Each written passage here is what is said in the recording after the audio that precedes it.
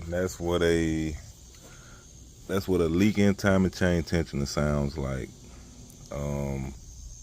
Timing chain tensioner is driven by oil pressure. Once they start leaking, if the car sits for so long and you go to crank it, after like a day or two, it'll be then leaked down. The timing chain will have slack in it, but once you crank it up, it builds oil pressure. It pumps the tensioner back up, and you can keep cranking it. You can ride in it. You can drive it. The tensioner will stay pumped up, but it's losing that prime when it sits. When it sits, it's supposed to keep that tension on the timing chain. So I got to figure out which tensioner is leaking down over like a day or two.